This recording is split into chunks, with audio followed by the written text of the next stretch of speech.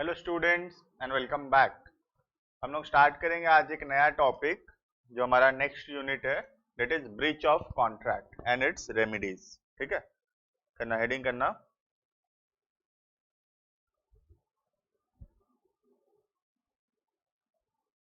Breach of contract and it's remedies.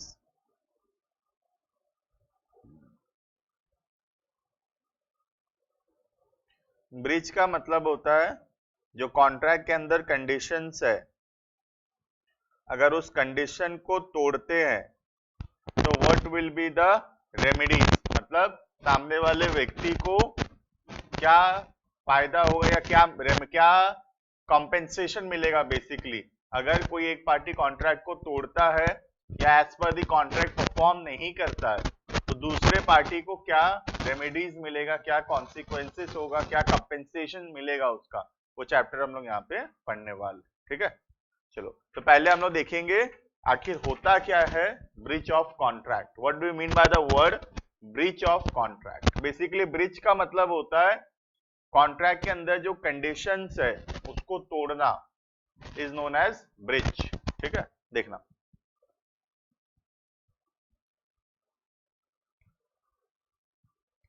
Breach means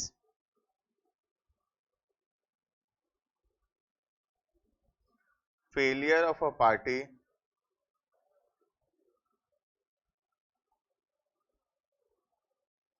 to perform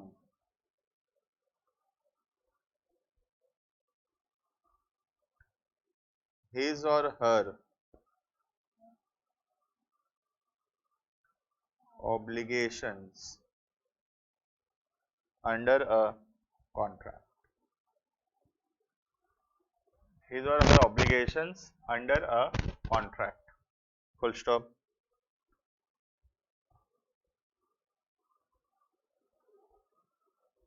Breach of contract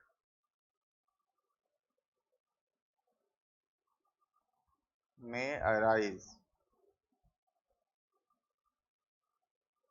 in two ways. Breach of contract may arise in two ways. ठीक है, दो veg में हो सकता है breach of contract. पहला,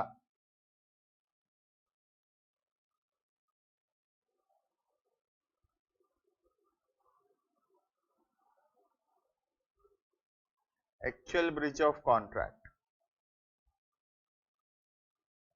point number two,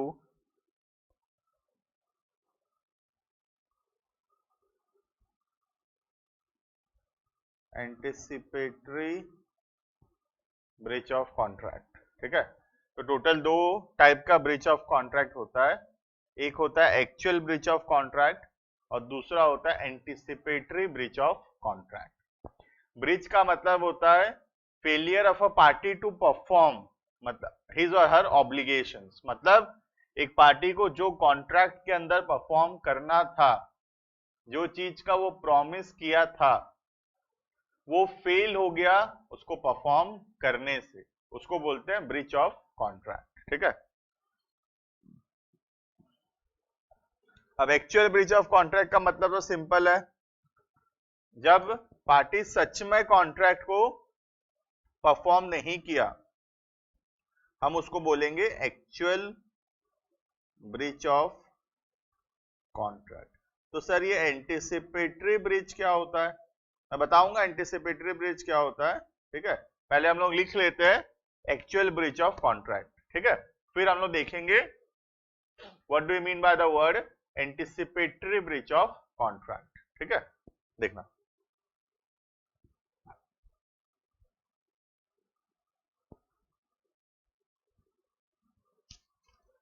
it is a case it is a case of refusal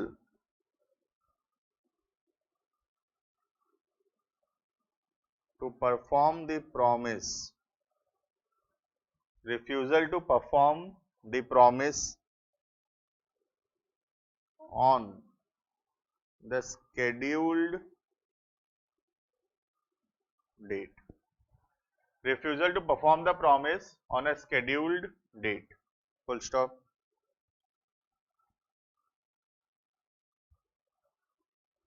The parties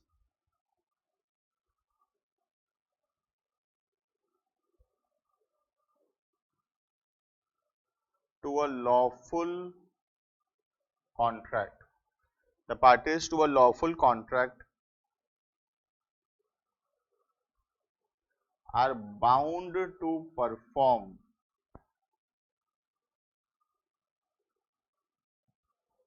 their promise. Are bound to perform their promise. But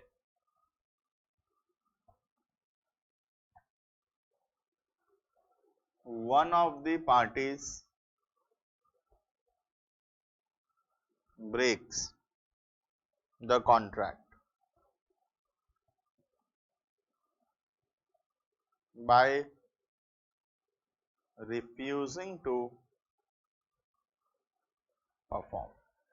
Breaks the contract by refusing to perform.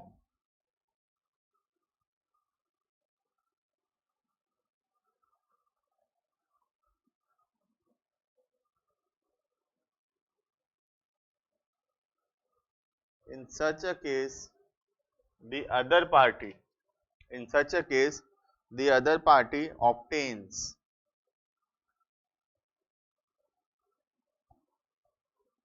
a right of action. ठीक है, बोले कि सामने वाला party को अधिकार मिल जाता है कि वो जो तोड़ा है कॉन्ट्रैक्ट उसके खिलाफ कुछ एक्शंस ले सकता है. ठीक है,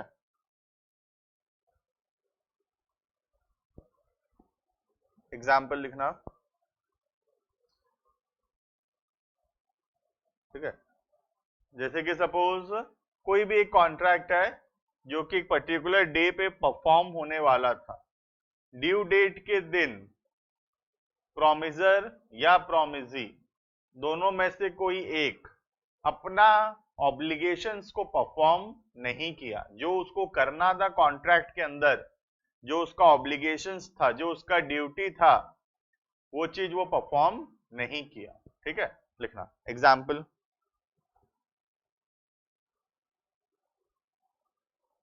He agrees to deliver 100 bags of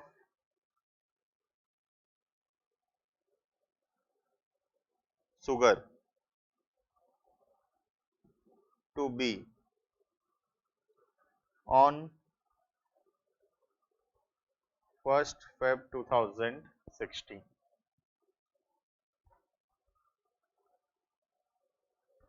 On the due date, he failed to supply 100 bags of sugar. On the due date, he failed to supply 100 bags of sugar.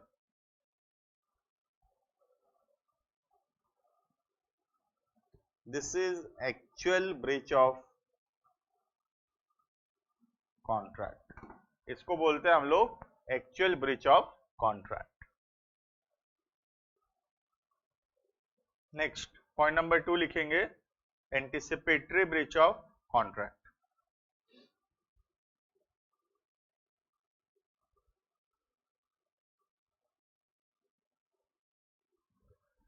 Anticipatory breach of contract. Anticipatory मतलब anticipate करना, मतलब predict करना future का.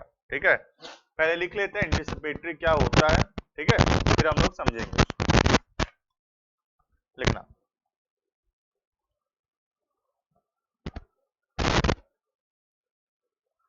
It is a breach of contract occurring before the time fixed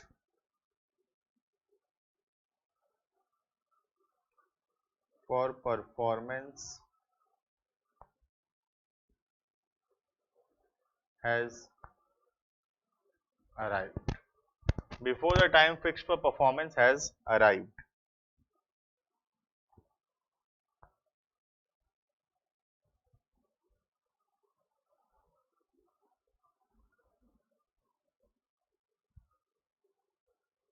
When the promiser refuses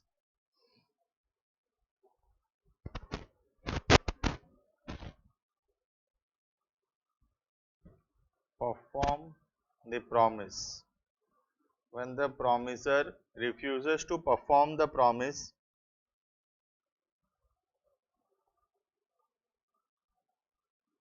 before the time of performance,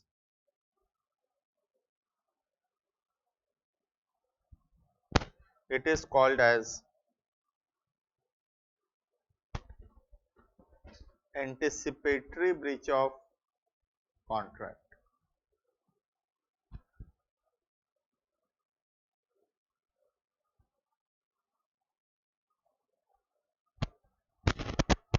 It is called as anticipatory breach of contract.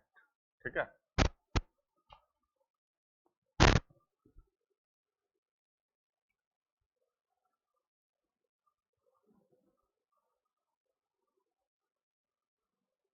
It can take place कर दो. It can take place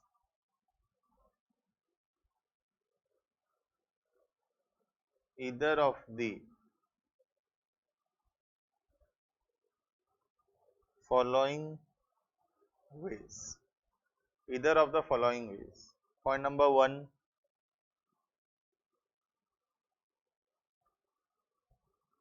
expressly by words spoken or written, या फिर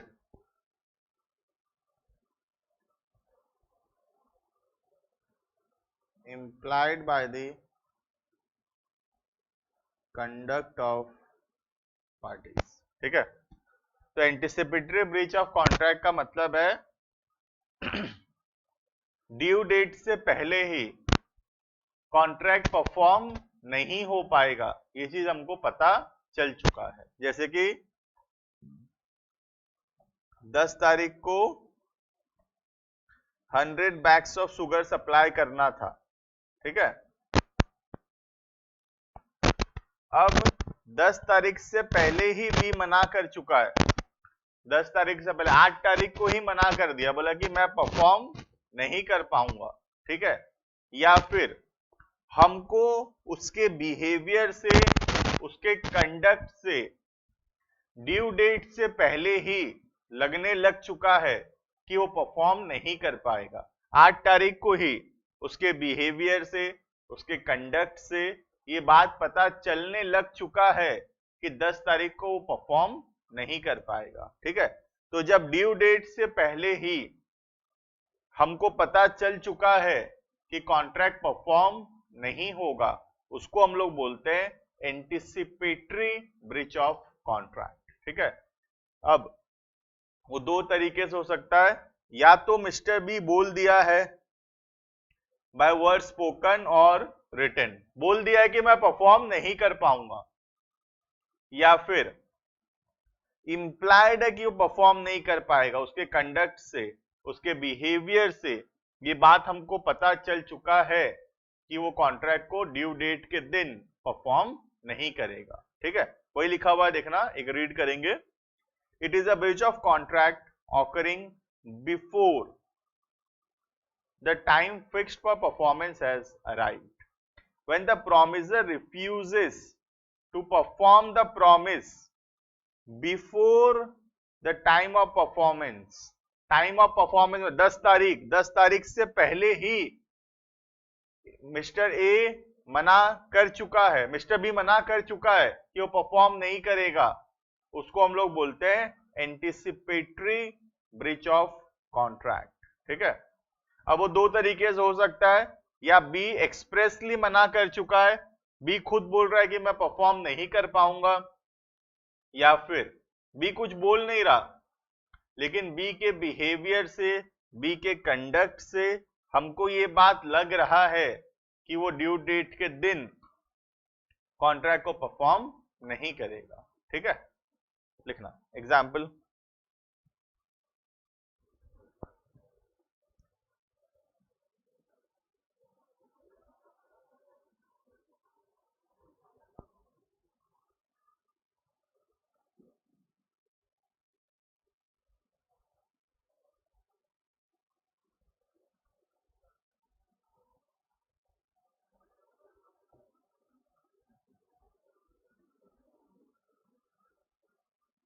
A B के साथ contract किया 15 जुलाई को,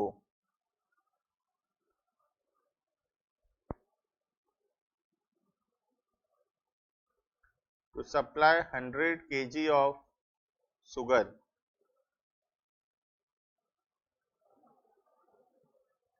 on 1st अगस्त। 1 अगस्त को 100 kg sugar supply करेगा। ठीक है,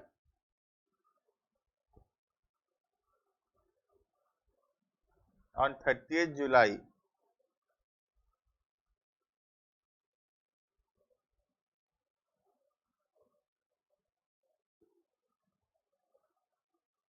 informs B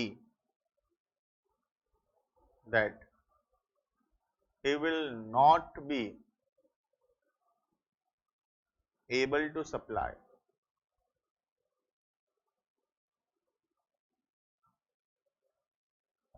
this is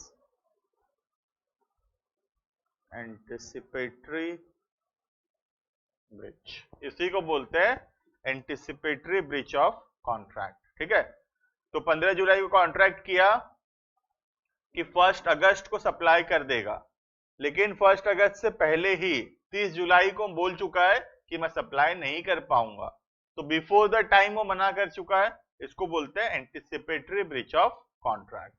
अब इसमें एक एग्जांपल और भी होता कि अगर 30 तारीख को हमको ए के बिहेवियर से, ए के कंडक्ट से ये लगने लग चुका है कि वो कॉन्ट्रैक्ट को परफॉर्म नहीं कर पाएगा, उसको भी हम लोग बोलेंगे एंटिसिपेटरी ब्रीच ऑफ कॉन्ट्रैक्ट। ठीक है, तो ध्यान रखना, एंटिसिपेटरी का मतलब सिर्फ ये नहीं है कि हमको लग रहा है परफॉर्म नहीं कर पाएगा, दोनों चीज है।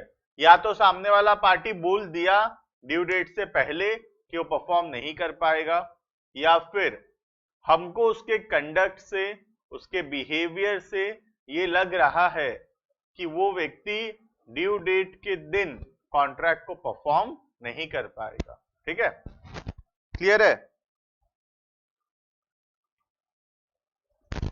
एक एग्जांपल और लिखेंगे।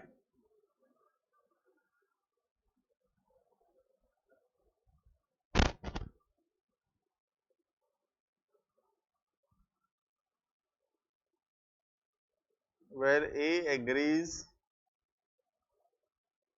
to sell his white horse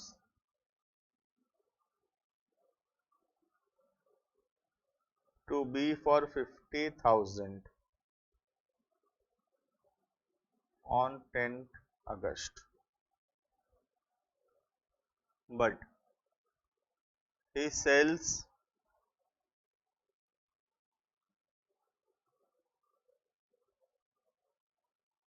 this horse to C on 1st August. This is anticipatory breach। इसका मतलब क्या है? ए बी से कॉन्ट्रैक्ट किया कि अपना व्हाइट हॉर्स जो है 50,000 में बेच देगा, किसको? मिस्टर बी को। कब? 10 अगस्त को। लेकिन 10 अगस्त से पहले ही वो हमको मना नहीं किया कि नहीं बेचूंगा तुमको 10 अगस्त में, लेकिन 10 अगस्त से पहले ही सी को वो बेच चुका है। कब? 1 अगस्त को। तो 1 अगस्त को वो मिस्टर सी को वही हॉर्स बेच दिया, तो बताओ क्या 10 अगस्त को वो हमको बेच पाएगा? नहीं, क्योंकि 1 अगस्त को वो मिस्टर सी को ऑलरेडी बेच चुका है हॉर्स। इसका मतलब वो मना तो नहीं किया हमको 10 तारीख को नहीं दूंगा बोल के, लेकिन उसके कंडक्ट से हमको पता चल चुका है कि वो कॉन्ट्रैक्ट को 10 तारीख को परफॉर्म नहीं कर पाएगा। ठीक है, इसको भी क्या बोलेंगे, एंटिसिपेटरी ब्रीच ऑफ कॉन्ट्रैक्ट। समझ में आ रहा है? तो दोनों ही एंटिसिपेटरी ब्रीच है, या तो सामने वाला एक्सप्रेसली मना कर चुका है या फिर उसके कंडक्ट से लग रहा है कि वो परफॉर्म नहीं कर पाएगा। ठीक है,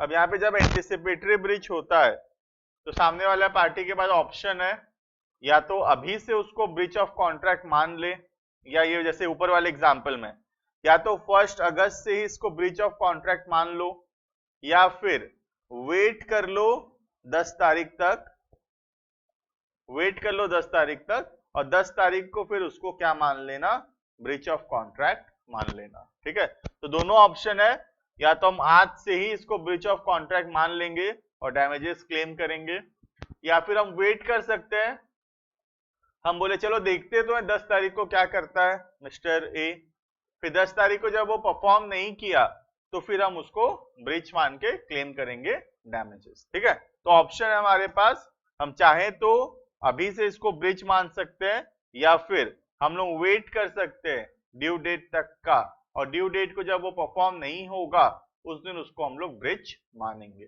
ठीक है, ठीक है, तो एक्चुअल ब्रीच हो या एंटिसिपेटरी ब्रीच ऑफ कॉन्ट्रैक्ट हो, हम लोग क्या करेंगे, हम लोग डैमेजेस क्लेम करेंगे। तो अब हम लोग पढ़ने वाले हैं कि कितने टाइप का डैमेजेस होता है, वो कैसे कैलकुलेट किया जाता है, और कब कब कौन कौन सा डैमेजेस हम लोग क्लेम कर सकते हैं। ठीक है, डैमेजेस का सिंपल सा मतलब है जो ब्रीच ऑफ कॉन्ट्रैक्ट के वजह से जो सामने वाले व्यक्ति को जो नुकसान हुआ है, उस नुकसान के बदले वो जो कंपेंसेशन हमसे क्लेम करेगा उसको बोलते हैं डैमेजेस। ठीक है, चलो हेडिंग करना।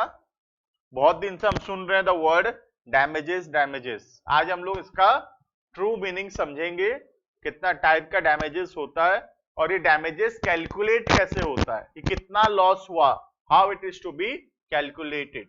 ठीक है, लिखना, हेडिंग करना, sue for damages।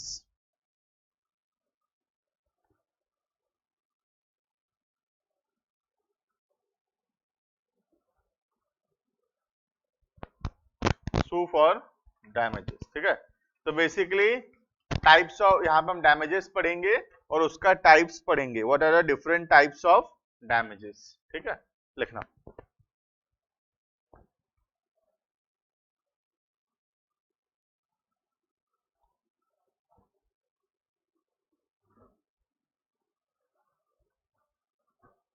the amount of compensation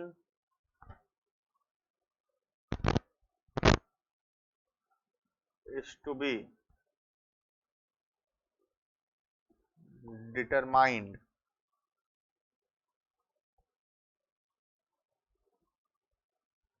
on the breach of contract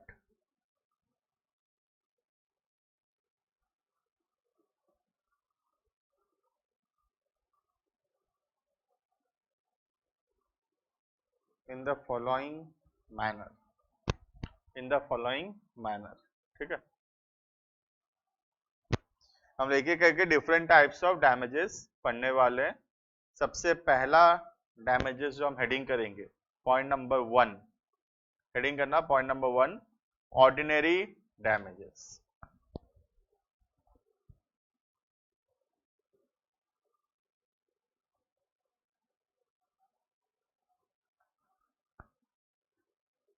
point number 1, the heading is ordinary damages. लिखना, पहले नोट्स लिखेंगे फिर उसमें एग्जाम्पल देके समझेंगे। ठीक है, when a contract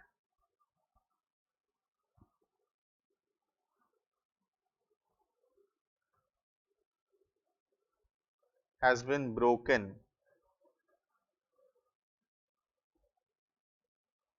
the party who suffers from such breach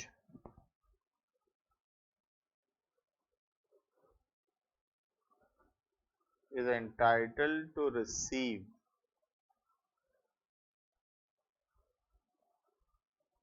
compensation, is entitled to receive compensation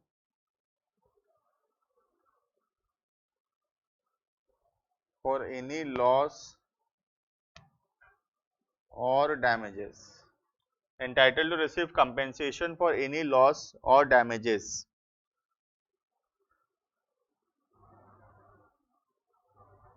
in the ordinary course of business, in the ordinary course of business.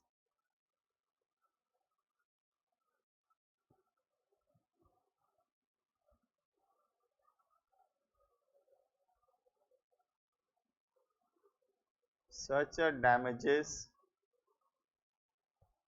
is given for loss or damage sustained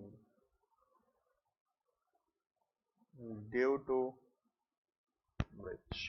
ठीक है, तो सबसे जो common type का damages है वो है ordinary damages, जिसका मतलब है अगर कोई भी पार्टी कॉन्ट्रैक्ट का ब्रीच करता है, तोड़ता है, तो फिर सामने वाले पार्टी को अगर उसके वजह से, वो ब्रीच के वजह से अगर कोई भी नुकसान होता है, तो वो जो नुकसान जो हुआ उसको कंपेंसेट करने के लिए जो डैमेजेस हम लोग पे करते हैं, वो डैमेजेस का नाम है ऑर्डिनरी डैमेजेस। ठीक है,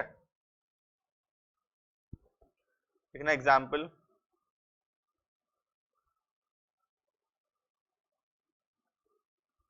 देखना example,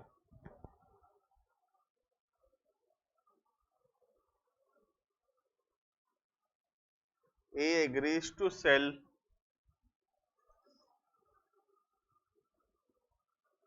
to B bags of rice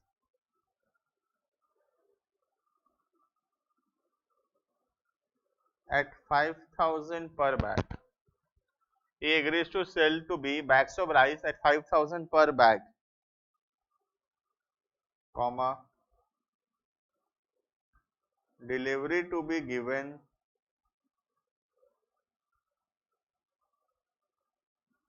after 2 months. Delivery to be given after 2 months.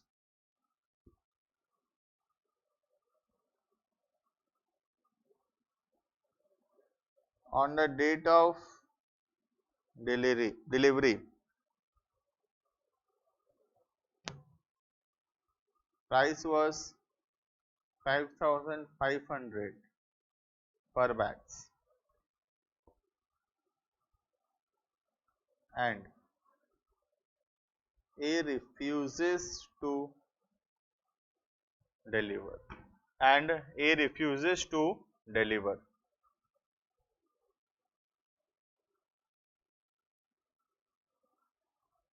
B can claim from A rupees 500 per bag as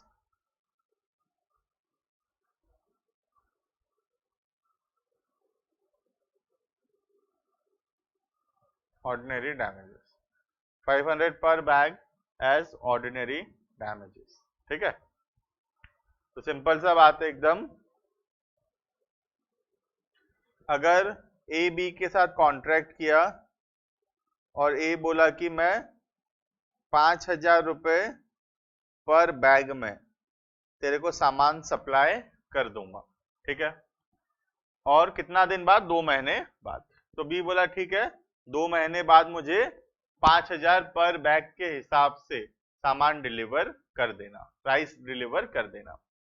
2 महीना बाद ड्यू डेट के दिन प्राइस हो गया था 5,500, इंक्रीज हो गया प्राइस 5,500 हो गया, लेकिन ए तो कॉन्ट्रैक्ट किया था कि 5,000 में देगा बोल के, तो ए को 5,000 में देना चाहिए था। अब ए क्या किया, ड्यू डेट के दिन ए रिफ्यूज कर दिया परफॉर्म करने से।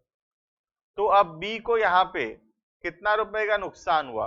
बी को अब राइस चाहिए, तो बी बाहर मार्केट से कितना में खरीदेगा? 5500 में राइस खरीदेगा, लेकिन उसको मिलता कितना में? 5000 में। तो कितना रुपए का नुकसान हो गया बी का? 500 रुपए पर बैग का नुकसान हुआ। जो चीज उसको 5000 में मिलता, वही चीज ए के ब्रिज के वजह से 5500 में खरीदना पड़ा। तो ये जो ब्रिज ऑफ कॉन्ट्रैक्ट हुआ ए के तरफ से, इसमें जो 500 रुपए का नुकसान हुआ, ये कंपेंसेशन ए पे करेगा to mister B.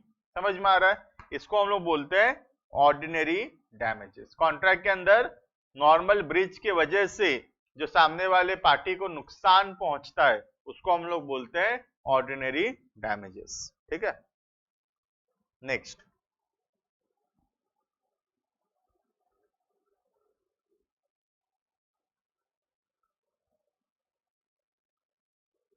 Point number B, the heading is special damages. ठीक है, point number B, heading special damages.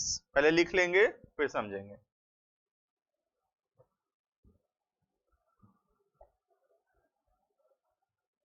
Where a party to a contract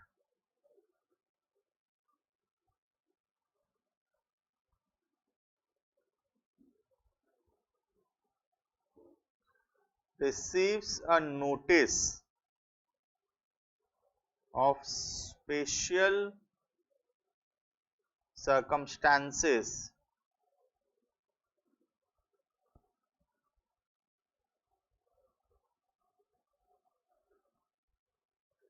affecting the contract,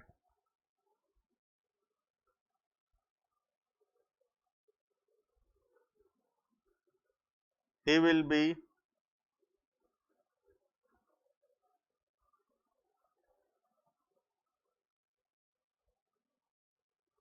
not only for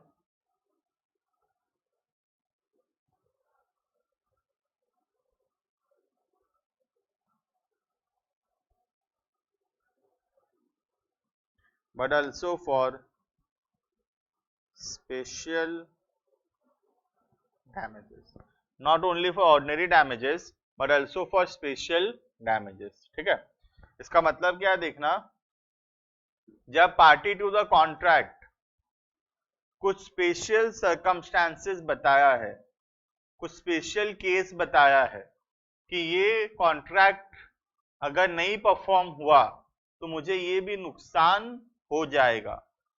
अब अगर वो कॉन्ट्रैक्ट परफॉर्म नहीं होता है तो ordinary damages के साथ साथ वो स्पेशल चीज, जो स्पेशल सर्कमस्टांसेस कम्युनिकेट हुआ था, उसके वजह से जो नुकसान है वो भी तुमको देना पड़ेगा। ठीक है, जैसे कि for example let's say A B को बोला कि 5000 रुपए पर बैग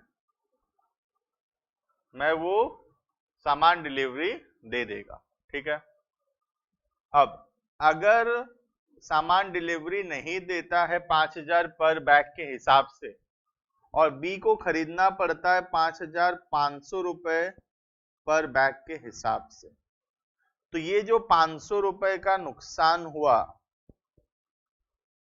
पर बैग, ये तो नॉर्मल सा डैमेजेस है, ऑर्डिनरी डैमेजेस, और ये तो देना ही पड़ेगा। ठीक है, 5000 का सामान 5500 में खरीदना पड़ा बी को, तो ये डैमेजेस तो देना ही पड़ेगा। ठीक है, अब अगर बी कम्युनिकेट किया कोई स्पेशल सर्कमस्टांसेस, कम्युनिकेट किया कि अगर टू ड्यू डेट के दिन, ए को बोल रहा है, अगर टू ड्यू डेट के दिन परफॉर्म नहीं कर पाया, ठीक है, तो मुझे 1000 रुपए का और नुकसान हो जाएगा। अगर टू ड्यू डेट के दिन परफॉर्म नहीं किया तो ऑर्डिनरी डैमेजेस तो होगा ही, 5000 का सामान 5500 में खरीदेंगे, लेकिन हो सकता है वो क्वालिटी का नहीं मिले, और ए को बोल रहा है अगर मुझे और कहीं से खरीदना पड़ा तो एक तो महंगा खरीदना पड़ेगा, दूसरा मुझे 1000 रुपए का नुकसान और हो जाएगा क्योंकि हो सकता है वो वैसा क्वालिटी का ना मिले, तो 1000 रुपए का एक्स्ट्रा नुकसान होगा। तो ये जो 1000 रुपए का एक्स्ट्रा नुकसान होगा इसको बोला जाता है स्पेशल डैमेजेस। ये कब क्लेम कर सकते हैं हम लोग?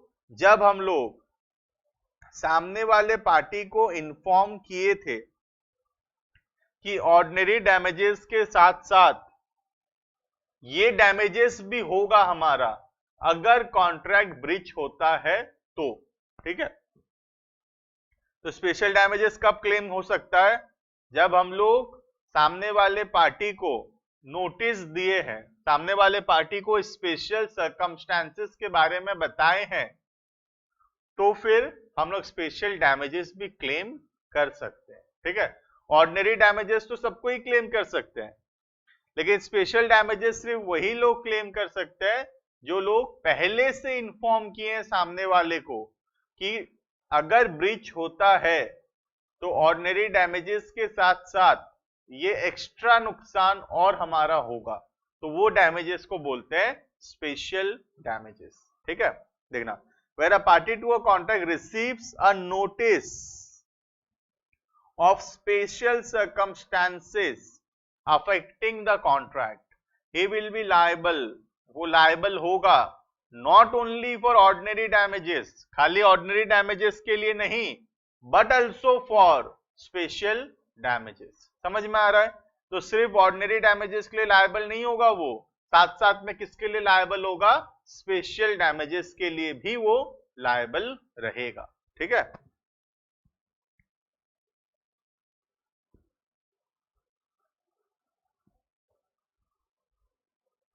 नेक्स्ट लिखना example,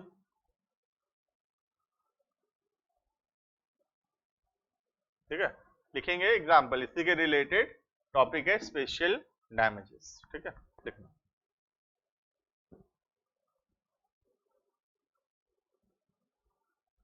A delivered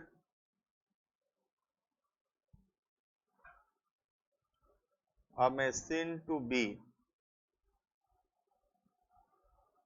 a carrier, carrier मतलब ट्रांसपोर्टर, ठीक है।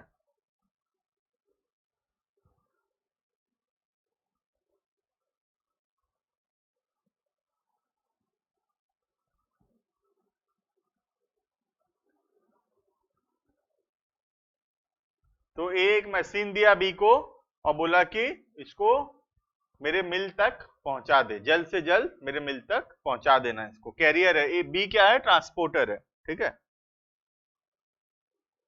A also inform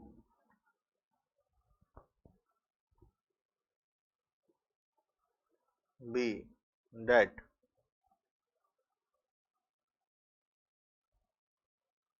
his mill was stopped for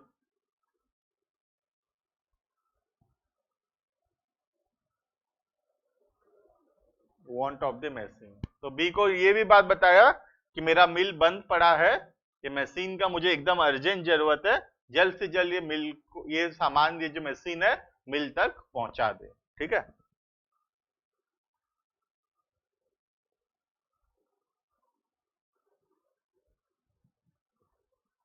लेकिन बी क्या किया? बी ब्रिज कर दिया, बी डिले कर दिया मशीन पहुंचाने में। बी अनरीजनेबली मतलब ना कोई रीजन के, फालतू में, unreasonably delayed the delivery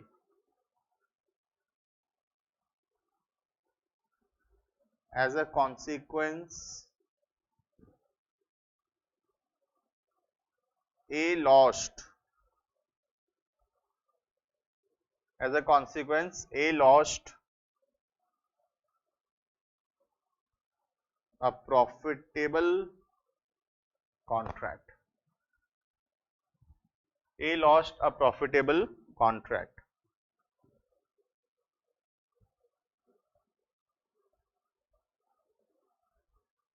Here A is entitled to claim from B loss of profit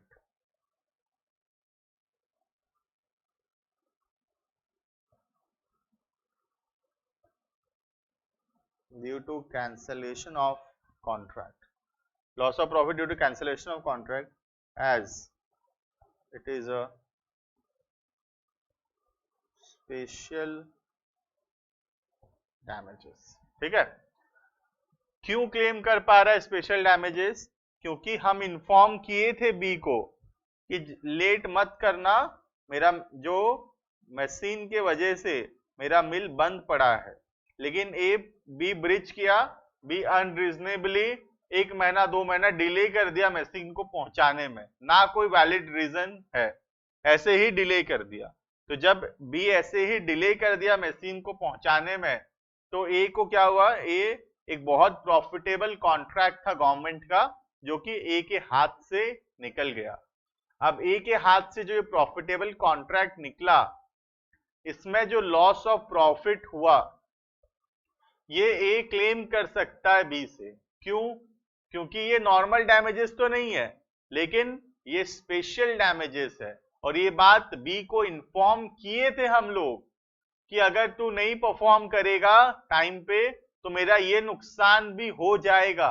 हम बी को इन्फॉर्म किए थे, फिर भी बी परफॉर्म नहीं किया, तो अब बी लायबल होगा लॉस ऑफ प्रॉफिट जो हुआ है कॉन्ट्रैक्ट कैंसिल होने के वजह से, वो पैसा भी बी देगा। ठीक है, next, this was point number 2, the heading was special damages. ठीक है, next point number 3, vindictive, VINDICTIVE,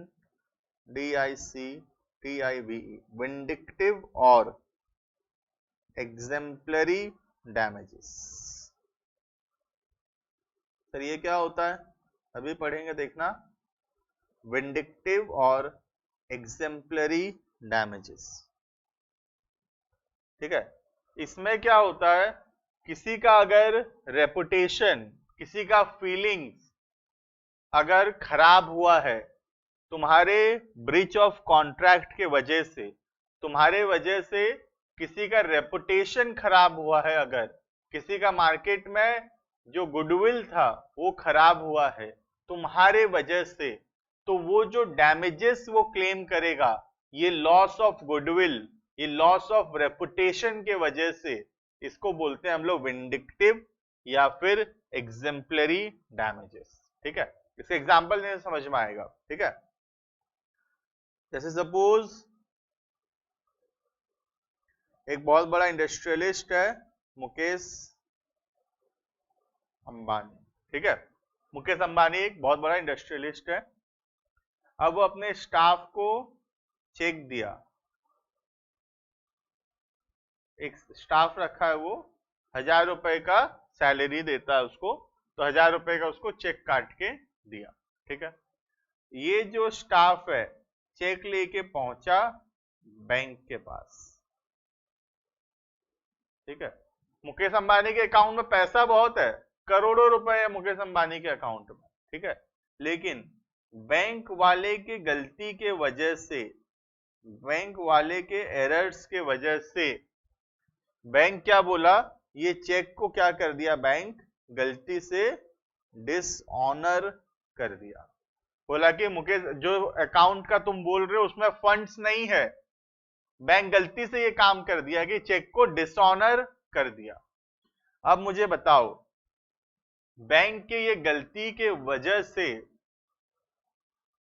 market में मुकेश अंबानी का जो रेपुटेशन है, मुकेश अंबानी का जो गुडविल है, वो खराब होगा कि नहीं होगा?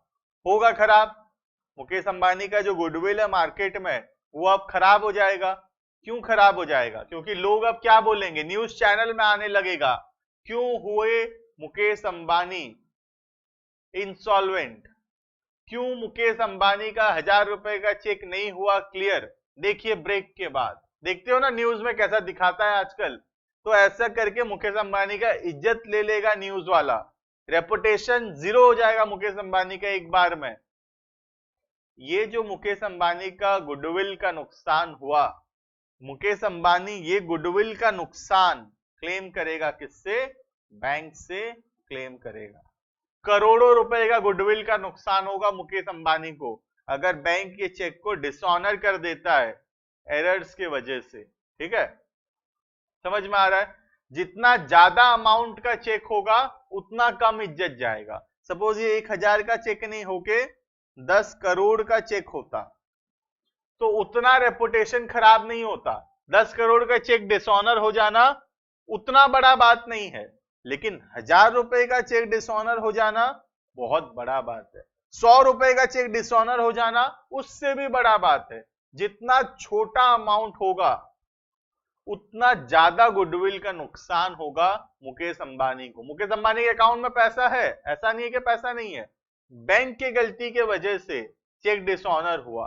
तो ये जो बैंक गलती किया है इसके वजह से मुकेश अंबानी को बहुत नुकसान हुआ, बहुत गुडविल का नुकसान हुआ, और ये पैसा ये किससे क्लेम करेगा? बैंक से ही क्लेम करेगा। ये डैमेजेस जो हम क्लेम करते हैं due to loss of goodwill, reputation in the market, that damages is known as vindictive और exemplary damages। ठीक है, एक एग्जांपल और भी है, जैसे कि लेट से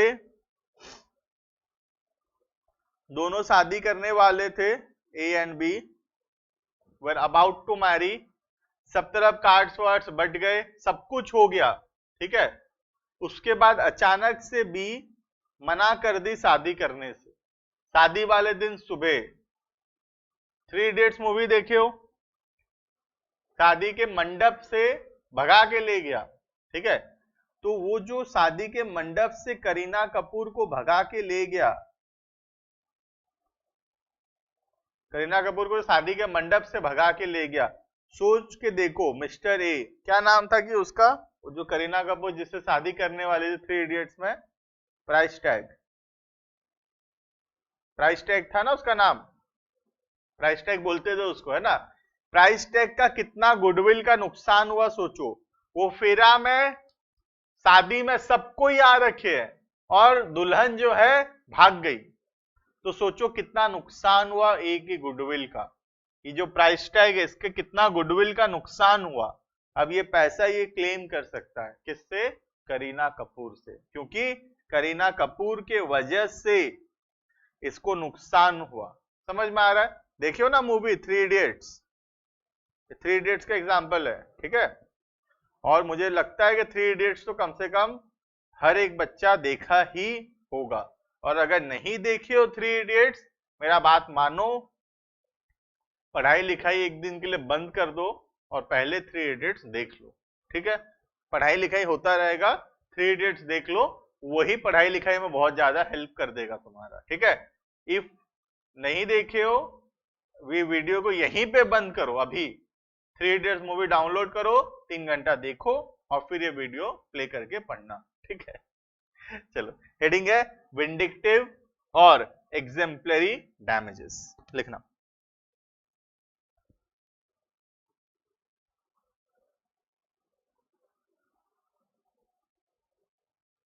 These damages are awarded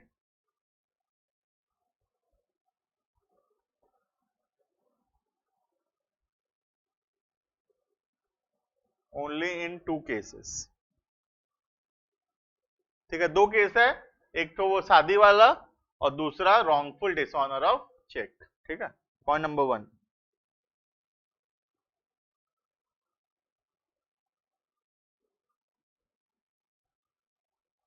for breach of contract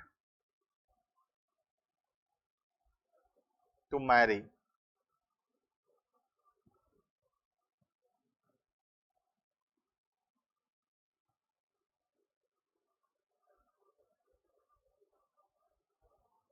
because it causes injury to the feelings।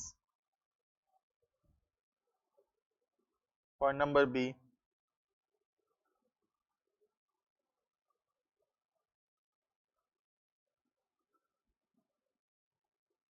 for wrongful dishonor of check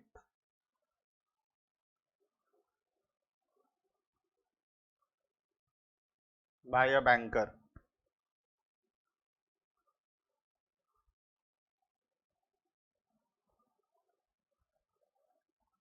because it causes injury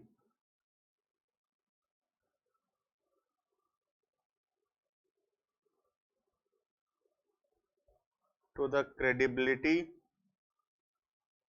ठीक है, उसका क्रेडिबिलिटी पे नुकसान है, क्रेडिबिलिटी एंड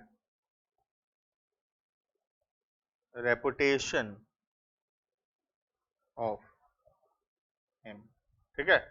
तो जिसका चेक गलत तरीके से डिसऑनर होगा, पैसा है उसके अकाउंट में, फिर भी वो चेक अगर डिसऑनर हो जाएगा तो उसका जो क्रेडिबिलिटी है, जो भरोसा है लोगों को उसके ऊपर, उसका जो मार्केट में रेपुटेशन है, वो रेपुटेशन खराब होता है, और वो जो रेपुटेशन खराब हुआ उसके वजह से वो डैमेजेस क्लेम कर सकता है, ठीक है।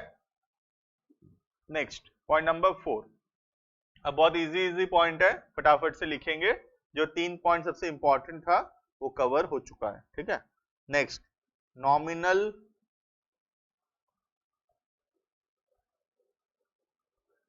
damages. Point number 4, the heading is nominal damages.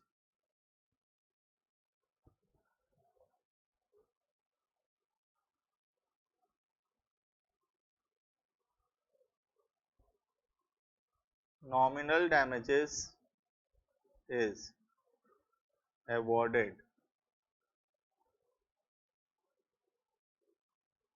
when there is a breach of contract but the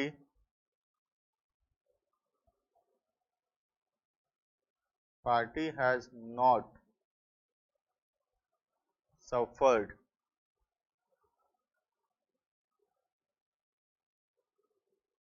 from any real damages.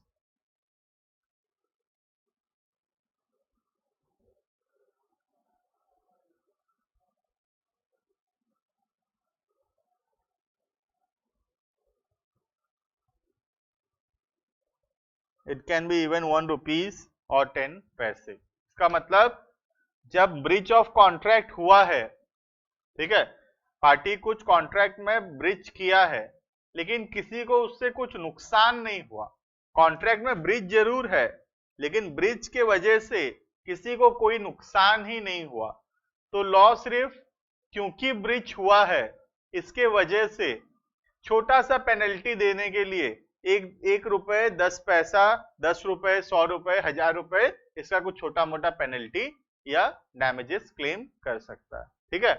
Actual में नुकसान किसी को नहीं हुआ ब्रिज से, लेकिन क्योंकि ब्रिज हुआ है, क्योंकि तुम गलती किए हो, लॉ सिर्फ तुमको पनिश करने के लिए एक छोटा सा डैमेजेस क्लेम कर सकता है जो कि बहुत कम अमाउंट का होगा, इसलिए उसका नाम क्या दिया गया है, नॉमिनल डैमेजेस, ठीक है। Next point number E,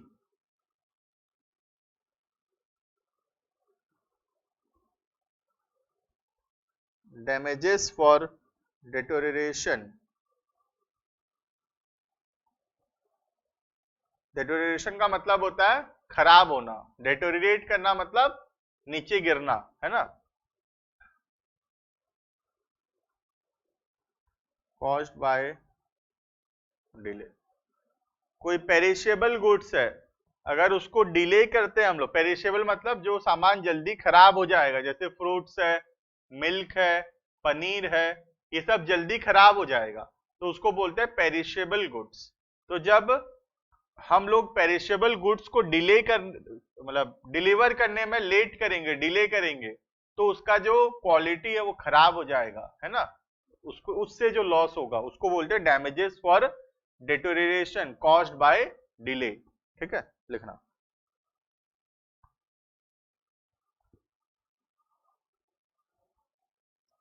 in case of perishable goods,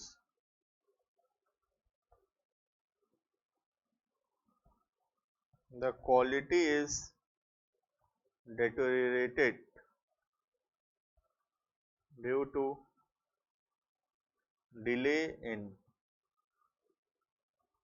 delivery of goods.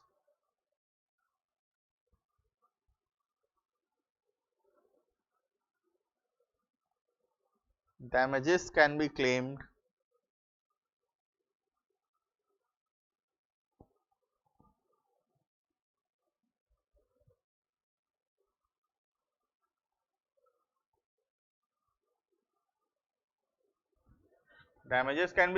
for delay in delivery.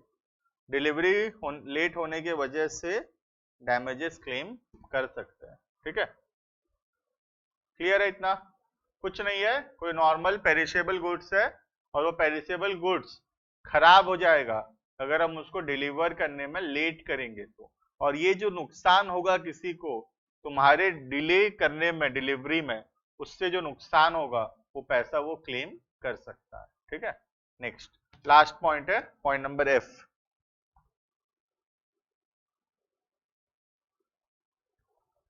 Prefixed damages. Point number F, prefixed damages. ठीक है, एकदम इजी है, लिखते हैं।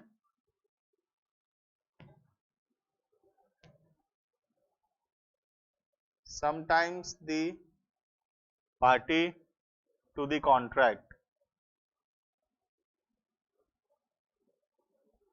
sometimes the party to the contract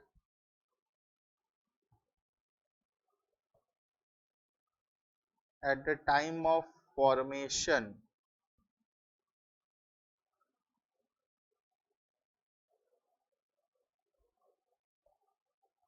decides a certain amount which is payable as damages in case of breach of contract। एक reading करके देखो, ऐसे ही पढ़ते ही तुमको समझ में आराम से आ जाएगी।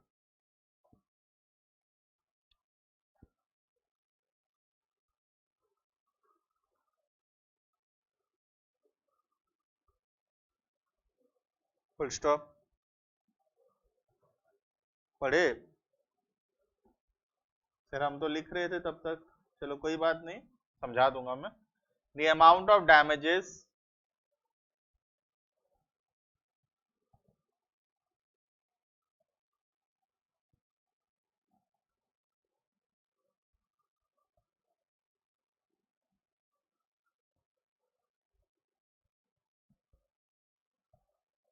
extent decided, ठीक है, limited to the extent of amount decided. इसका मतलब क्या है, जब कॉन्ट्रैक्ट हो रहा था तभी पार्टी डिसाइड कर लिए कि अगर कॉन्ट्रैक्ट में कोई भी ब्रीच होगा तो कितना रुपए पेनल्टी या कितने रुपए का डैमेजेस देंगे। ठीक है, सपोज डैमेजेस का अमाउंट फिक्स हुआ 1 लाख।